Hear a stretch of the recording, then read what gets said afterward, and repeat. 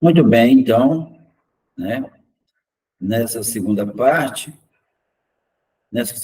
então, vamos falar aí dessas funções, né, econômicas do Estado, né?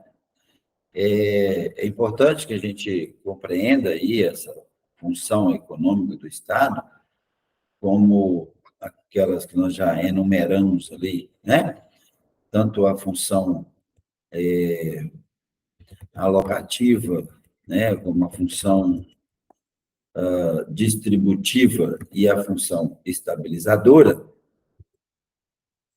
é nossa proposta, então, demonstrar aí o que será essa, como é que se organiza, né, na verdade, essa função alocativa, distributiva e estabilizadora, tá?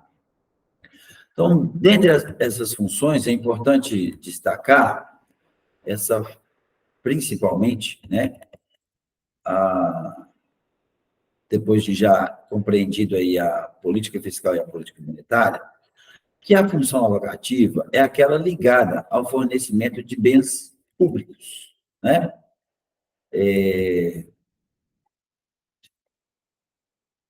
Mais essencialmente, que representam aí a existência de falhas no mercado, né?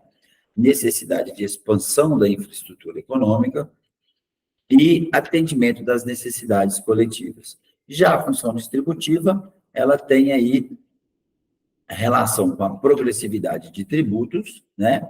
E a ampliação, vamos dizer assim, né, das despesas de transferência para o benefício da população de renda mais baixa.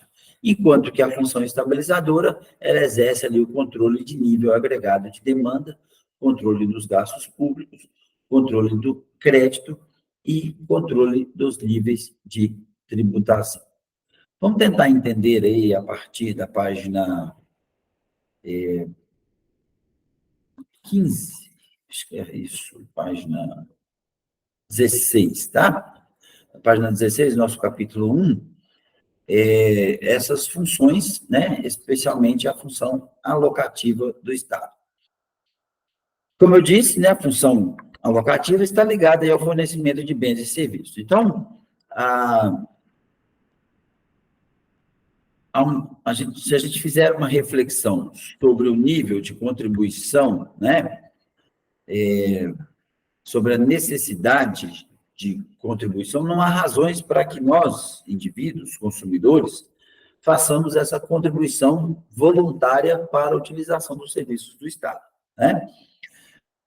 Por exemplo, uma transportadora, ela não vai procurar o Estado para demonstrar ali a sua vontade de fazer o pagamento em função do uso intenso das rodovias, né, que é o bem público utilizado e organizado ali pelo Estado, né? Enquanto que, por outro lado, é mais fácil a gente imaginar que um consumidor tende a não contribuir, né, com o Estado, ou se vai contribuir, vai fazer isso de menor escala, de maneira que tenha essa expectativa de que outra pessoa faça em maior grau, né? De que tenha mais condições financeiras, consiga fazer isso de maior grau, e assim, quem tem menos condições acaba se beneficiando do bem público da mesma forma, com custos menores para si. Então, a necessidade aí do Estado, né, acabar intervindo nessa relação, tá? De maneira que consiga gerar um equilíbrio, né? Entre quem paga e quem recebe, e qual que seria a participação dos consumidores, né? Dos usuários desses produtos ou serviços aí do Estado, né? A diferença entre os conceitos de produção e de provisão de bens e serviços públicos, de acordo com o Gambiarra de Além, que está aí no nosso referencial teórico, é que, embora o Estado nem sempre seja o fornecedor direto de determinado bem ou serviço público, ou seja, ele não produza, né, não entregue esse bem público, ainda assim ele é responsável pela sua provisão. Um exemplo disso é a construção de um bairro novo bem afastado do centro da cidade, onde está polarizado ali os principais serviços, né, os principais aparelhos do Estado, representado na pessoa do município, naturalmente. Haverá uma reclamação da população que mora nesse bairro afastado pela necessidade, né, do Estado poder optar por produzir ou fornecer o meio de transporte para os cidadãos, ou então conceder essa atividade para uma empresa privada, né, de forma que estará, assim, também provendo o serviço, né?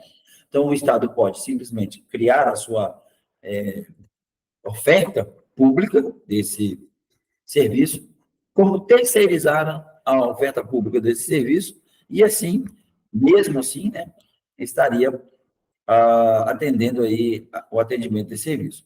Na opção de terceirizar, né, caso ocorra algum problema no fornecimento do serviço, o governo sempre será responsabilizado pela população, mesmo que não execute diretamente. Então, mesmo que isso seja feito por uma empresa de transporte público, mas é ela que recebeu a credencial, né?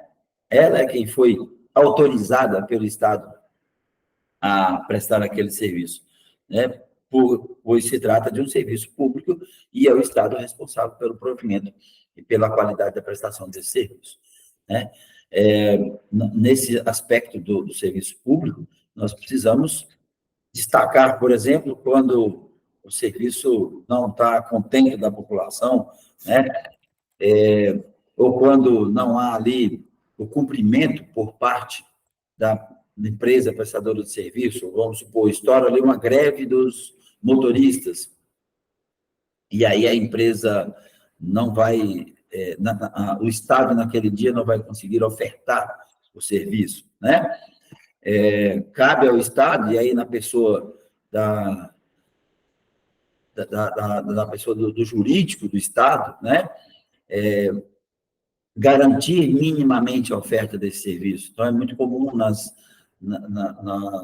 situações em que ocorre isso, greve de motoristas, né, de profissionais ligados ao transporte público, que o Estado venha e exija a garantia de oferta de no mínimo 30%, né, para que o cidadão seja atendido ali, ainda que minimamente, né? Por outro lado, quando há a projeção de aumento das tarifas públicas, né? A reclamação da comunidade, da população, em função da relação desse aumento do transporte público com o benefício a ser agregado na prestação do serviço, se é que de fato está havendo algum benefício, né? Então, o Estado será notificado quanto à manutenção ou não desse reajuste, né, ou a revisão desse reajuste, né? Então, todas essas questões, né, embora possa ser uma prerrogativa, por assim dizer, do setor privado, porque ele que está prestando o serviço, mas o atendimento é público, né? E em sendo atendimento público, acaba o Estado tendo essa função alocativa, né? Essa função de responder direto ou indiretamente pela prestação de serviço.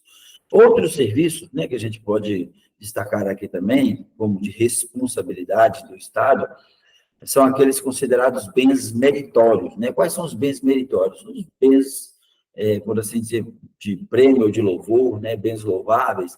Esses bens são chamados de semipúblicos.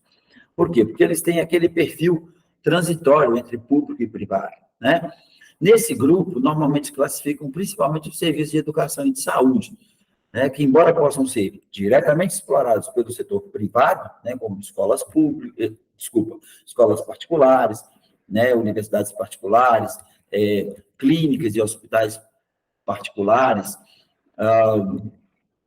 também. Só um minutinho, gente. Peraí. Isso, muito bem. Também podem ser explorados aí, né, pelo setor privado, como eu disse. Esses serviços, eles trazem uma gama de benefícios sociais e externalidades positivas, que fazem com que eles se tornem importantes para a gestão pública. Porque imagine, quanto mais educado for uma comunidade, né, quanto mais saudável for uma comunidade, menos vai demandar recursos públicos, né, para a manutenção da qualidade de vida dessas pessoas, não é verdade? E aí, nesse aspecto, o Estado acaba tendo uma qualidade maior da aplicação dos seus recursos públicos.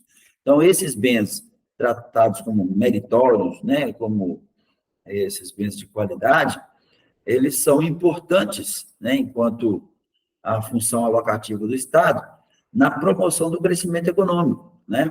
Isso é feito muitas vezes com o governo realizando investimentos em infraestrutura econômica, promovendo o desenvolvimento que dificilmente ocorreria se fosse aguardado apenas por interesse da iniciativa privada, né?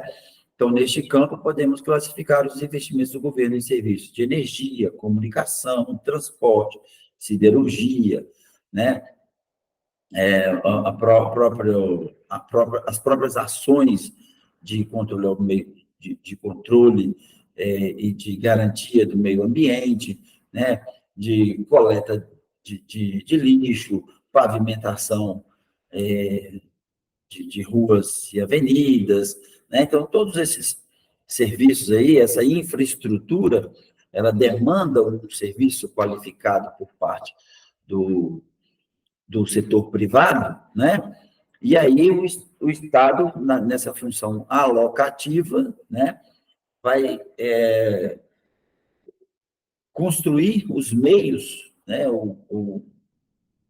determinar, desenvolver os meios para que, embora ele não ofereça isso diretamente, mas indiretamente, por meio de quem o faça, faça com a qualidade mínima que seja ali necessária, né, ao atendimento da população nesses bens e serviços, tá? Bom, então, a parte 1 desse vídeo, né, nós falamos ali, né, da política fiscal e política monetária. A parte 2 aqui, nós estamos encerrando essa função alocativa, tá?